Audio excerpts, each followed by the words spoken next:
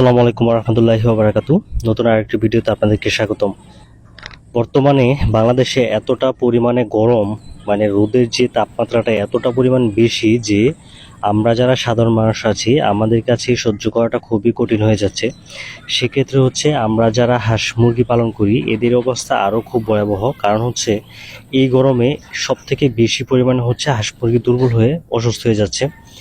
এই জন্য আমাদের এদেরকে যদি আমরা সঠিকভাবে ট্রিটমেন্ট না করে সেক্ষেত্রে কিন্তু অনেক বড় ধরনের দুর্ঘটনার সম্মুখীন হতে হবে আমাদের। তো এই গরমে আমরা যারা হাঁস মুরগি পালন করি, যে কোনো বয়সের হাঁস থাকতে পারে এবং যে কোনো জাতের হাঁস থাকতে পারে, দেখবেন যে একটা সমস্যা সব থেকে বেশি দেখা দিচ্ছে, সেটা হচ্ছে গরমে এদের পাতলা পায়খানাটা সব থেকে বেশি দেখা দিচ্ছে। আর পাতলা পায়খানাটা হচ্ছে এরকম যে একদম পানির মতো, জাস্ট পানির মতো বের হয়ে যাচ্ছে। তো এটা হচ্ছে এরকমভাবে যদি আপনার হাঁস মুরগির শরীর থেকে তরল পদার্থ যদি বের হয়ে যায়, এরা দেখবেন যে খুব দ্রুত হচ্ছে দুর্বল হয়ে যায়। কারণ একটা মানুষের ক্ষেত্রে আপনি একটু চিন্তা করেন, একটা মানুষ যখন এদের শরীর থেকে যখন তরল পদার্থটা বের হয়ে যায় তখন একটা মানুষ কতটা পরিমাণ দুর্বল হয়, ঠিক হাঁস মুরগির ক্ষেত্রেও কিন্তু সেম।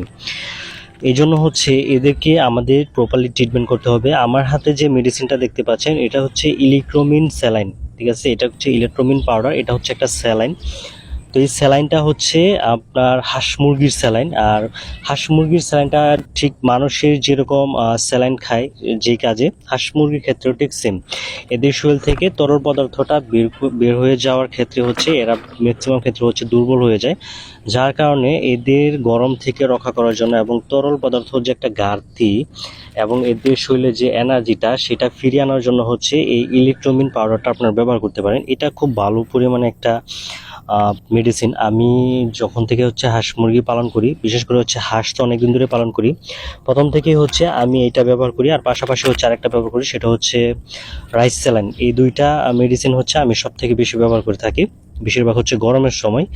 তো এইখানে প্যাকেটের গায়ে লেখা আছে যে 1 গ্রাম পাউডার আপনারা 2 লিটার পানিতে মিক্স করে আপনারা দিতে পারবেন। কিন্তু সেক্ষেত্রে হচ্ছে আমার হাঁসের সংখ্যা যেহেতু বেশি, আমি টোটাল হচ্ছে প্রায় 2.5 লিটার পানি নিছি। 2.5 লিটার মতো পানি নিয়ে হচ্ছে আমি এখান থেকে প্রায় 3 গ্রামের মতো পাউডার আমি নিছি, পরিমাণ মতো। আসলে এটা অনেকে বলবেন যে পরিমাণ আসলে কিভাবে করেন পাউডারের বা যে কোনো মেডিসিনের, এটা আসলে আমার খাওয়াতে খাওয়াতে একটা অভ্যাস হয়ে গেছে যে কতটুকু পরিমাণে মেডিসিন দিলে এটা ঠিকঠাকভাবে আসলে কাজ করবে। আর অবশ্যই আপনারা প্রতি 1 লিটার পানিতে 1 গ্রাম মেডিসিন আপনারা এটা দিবেন। তো আমি আপাতত হচ্ছে পানির সাথে সুন্দর করে মিক্স করে হচ্ছে নিয়ে নিলাম। আপাতত হচ্ছে এগুলো আমার হাঁসকে দিয়ে দিচ্ছি। দেখেন সবগুলো হাঁস এতটা পরিমাণ মানে দুর্বল হয়েছে গরমে, যেটা আসলে বলার মতো না। প্রত্যেকটা হাঁস অনেক বেশি পরিমাণ দুর্বল হয়ে গেছে, কারণ সবগুলো হচ্ছে পানির মতো তরল পদার্থ বের হয়ে যাচ্ছে, এদের পাতলা পায়খানা করতেছে।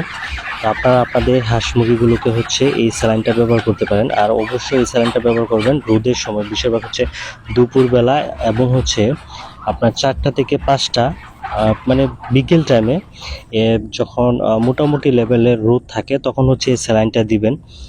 আর আরেকটা জিনিস, আপনারা কিন্তু গরমে প্রচুর পরিমাণ যখন গরম থাকবে, রোদ থাকবে, তখন আপনারা কোনো ধরনের ভিটামিন কিন্তু দিবেন না। কারণ ভিটামিন দিলে হচ্ছে এদের যেই শরীরের তাপমাত্রা কিন্তু আরও বেশি পরিমাণ বেড়ে যায় এবং আপনার হাঁস মুরগির সমস্যা হতে পারে।